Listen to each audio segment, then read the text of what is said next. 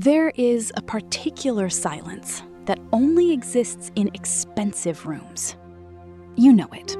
It arrives around 11 p.m., after the calls are done, after the last message is answered, after the market closes somewhere else in the world. The house is beautiful. The lighting was chosen by someone with taste. Every object in the room was, at some point, a decision you were proud of. And you feel nothing. Not misery, not gratitude, a kind of flat, humming absence. Most people are told that feeling is a signal to acquire more. A better house, a second property, a fund, a founder's exit, one more zero. And so they do. And the silence follows them into the larger room. 5,000 years ago, on a battlefield, a man who had everything, a prince, an unmatched warrior, wealthy beyond counting, sat down in his chariot and put down his bow. Not because he was weak, because he could no longer see the point of winning. His name was Arjuna. What was said to him in the next few hours became the Bhagavad Gita. And it did not tell him to give up his kingdom. It did not tell him to become a monk. It told him something far more radical and far more useful to you. You were never meant to be filled. You were meant to be uncovered. This is not a video about throwing away your things. This is a video about what is buried underneath them. Let's name the arithmetic, honestly. You have more optionality than 99.9% of humans who have ever lived. More information in your pocket than existed in the Library of Alexandria. More possible experiences available before lunch tomorrow than your great-grandfather had in a decade. And yet, the interior number has not moved. The sense of arrival, the completion you were implicitly promised at every previous income bracket, did not arrive when the bracket did. This isn't a personal failure, it's structural, and the Gita diagnosed the structure with terrifying precision. Dwelling on objects of the senses, attachment to them is born. From attachment, desire. From desire, anger. From anger, delusion. From delusion, the corruption of memory. From corrupted memory, the destruction of discernment. And when discernment is destroyed, he is lost. Read that chain again as a business process, because that is what it is. It is a funnel. Attention, attachment, desire, agitation, distorted judgment. Every serious consumer platform built in the last 15 years is an industrialized implementation of verses 62 and 63. They did not invent the mechanism. They just found the pipe and put pressure through it. Notice where it begins. Not with owning, not with buying. It begins with dhyayata, dwelling upon. The looking, the lingering, the tab left open. The Gita's word for what this does to you is avrita, covered, veiled, obscured. In chapter 3, desire is described as covering the self the way smoke covers fire, the way dust covers a mirror, the way the womb covers the embryo. 3 veils, increasingly opaque. The self isn't destroyed by excess. It's occluded. It's still burning under there. You just can't see the flame through the smoke of your own consumption. Which means the work in front of you is not construction. It's subtraction. You are extraordinarily good at construction. You have built companies, careers, portfolios, reputations. Subtraction is a different discipline entirely, and almost nobody in your income bracket has ever been taught it, because every incentive in your environment is pointed the other way. So let's learn it properly, not as an aesthetic, as a spiritual technology. Here is where most Western minimalism fails, and fails expensively. It becomes another acquisition, a curated identity of emptiness. Bare concrete, one chair, a photographed absence. And underneath it, the exact same engine running at the exact same RPM. What will people think of my restraint? That is not detachment. That is attachment wearing linen. The Gita's standard is not own nothing. The standard is nothing owns you. You have authority over the action alone, never over its fruits. Do not let the fruit be your motive. And do not let this become an excuse for inaction. That last clause is the one nobody quotes, and it is the one that protects you. This is not permission to disengage. Krishna is not telling a warrior to leave the field.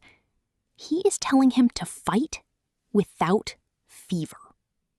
Vigata Jwara, fever gone. Consider how much of your professional life runs on fever, not on skill, on fever. The 3 a.m. cortisol, the rehearsed conversation with a competitor who isn't in the room, the refresh, the compulsive checking of a number that will be different tomorrow, regardless of whether you watched it. Nishkama Karma, action without craving for the result, is not passivity. It is the removal of the fever from the work. And here is the part that should interest you commercially as well as spiritually. The work gets better. Fever is not fuel. Fever is noise in the signal. It degrades judgment, exactly as verse 63 predicted. Every catastrophic decision you have made was made with a fever. Now, apply this as a lens to every object you own. Not, do I love this? Not, does this spark joy? Those questions still center the self as consumer. The Gita's question is sharper. Am I performing my duty through this? Or am I performing my identity with it?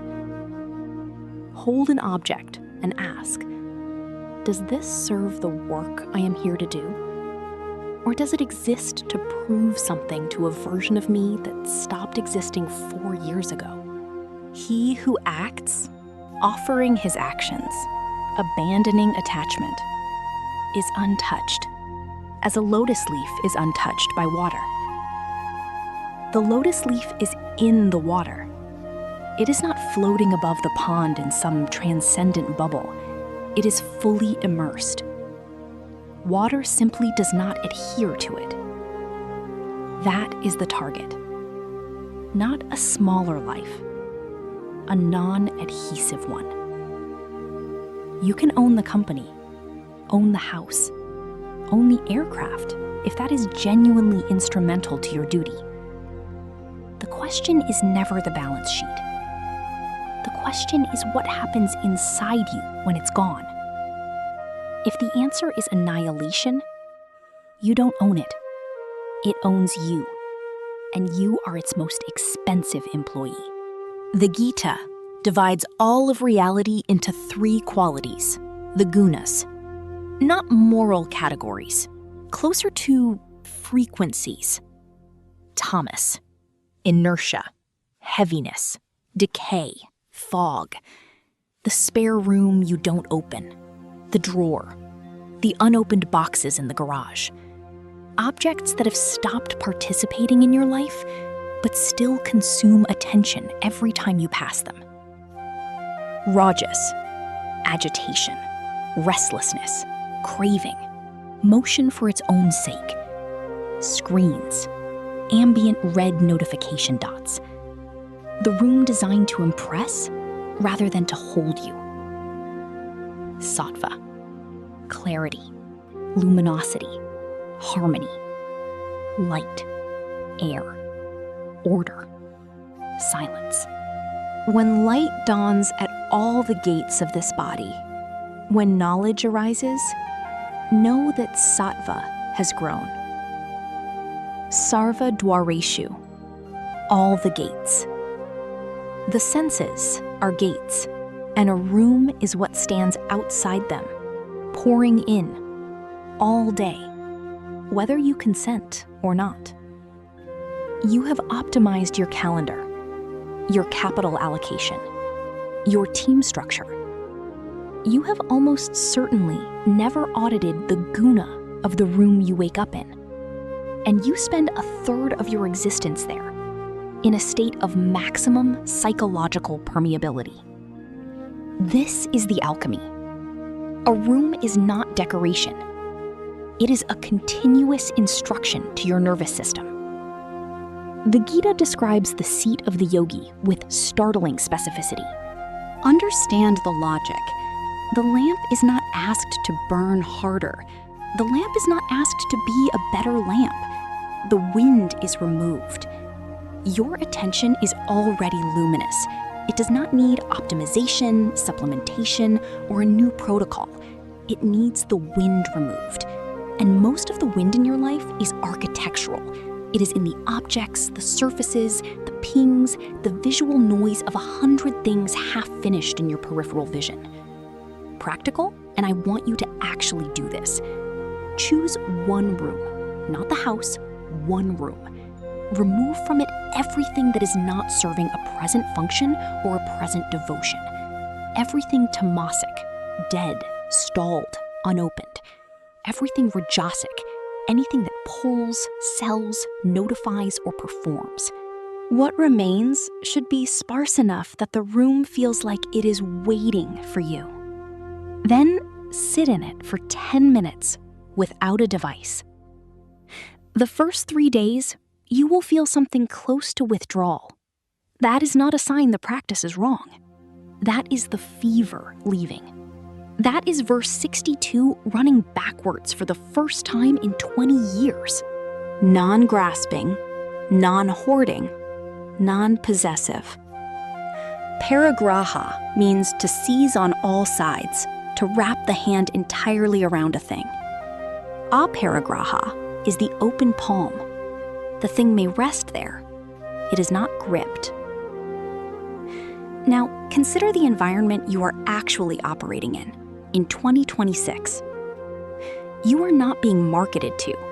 You are being modeled. Systems now hold a probabilistic map of your insecurities, your seasonal moods, your purchase-adjacent life events, your status anxieties, and the precise hour of the week at which your discernment is weakest. The offer that reaches you is not an advertisement. It is a mirror aimed at a wound, priced accordingly. And the wealthier you are, the more sophisticated and less recognizable the machinery becomes. The pitch stops looking like an ad. It starts looking like an invitation, a membership, a community, an opportunity. So here is the audit. I call these attachment loops. Objects, subscriptions, memberships, and commitments that draw energy out of you on a recurring basis and return nothing to your actual purpose. Walk your home and your statements, and for each item, run 3 questions. 1. When did I last touch this? And did it serve me, or did I serve it? Maintenance, storage, insurance, cleaning, guilt, and decision load are all forms of service. Most people are unpaid employees of their own possessions. 2. What was I feeling in the hour I acquired this? This one is uncomfortable, and it is the most valuable. Objects acquired during fever are carriers of that fever. They retransmit it every time you see them. Half of what surrounds you is the residue of specific anxieties you have already survived. 3. If it vanished tonight, what exactly would I lose? Be precise. Function or self-image?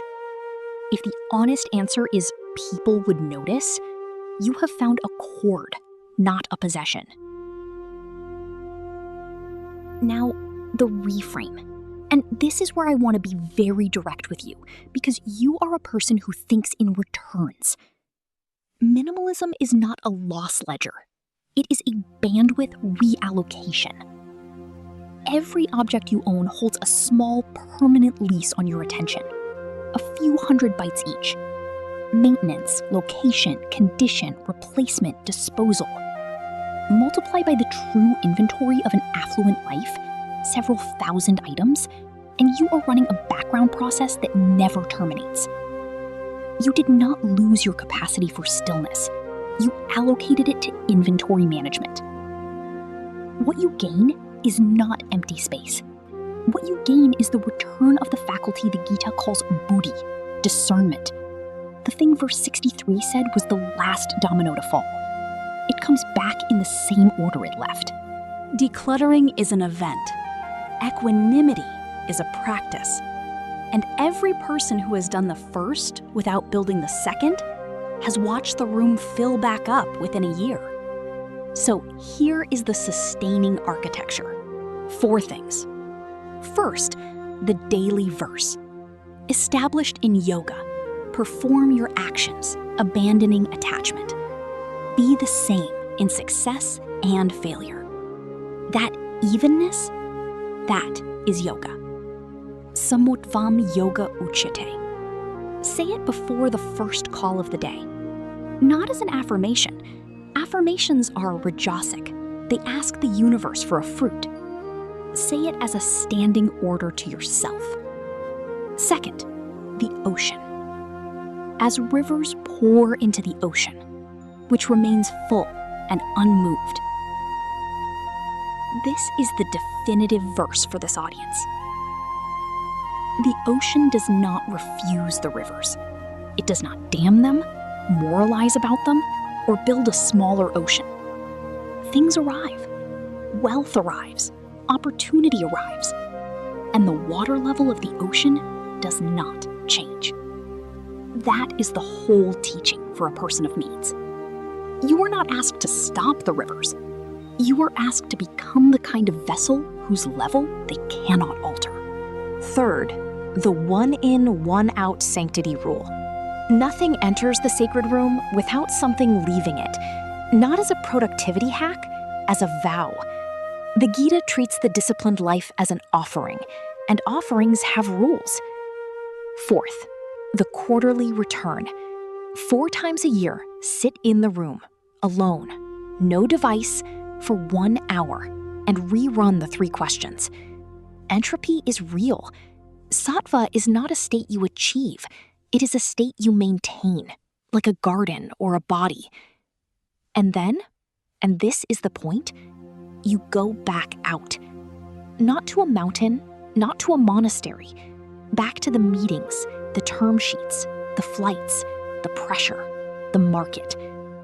Arjuna's answer was never to leave the battlefield. It was to stand in it, fully engaged, fully skilled, fully committed, and unmoved. Chapter 12, verses 13 to 14, describes the one dearest to the divine. Nirmamo nirahankara, without mindness, without ego. Samaduka sukha, the same in sorrow and in joy. That is not a monk. That could be you, in a boardroom, on a Tuesday. I want to return to that 11 p.m. silence. It doesn't go away. That's the part nobody tells you. You will still stand in a room at the end of a long day and hear it. But there is a difference between the silence of something missing and the silence of something present. The first one drives you to the screen, the search bar, the checkout. The second one holds you where you are. You cannot buy your way from one to the other. You can only remove your way there. Everything you take out of that room is one more thing that was standing between you and the fire that was already burning. The modern yogi is not the person with nothing. It is the person who could lose it all tomorrow and would still be standing in the same place, full and unmoved, like the ocean.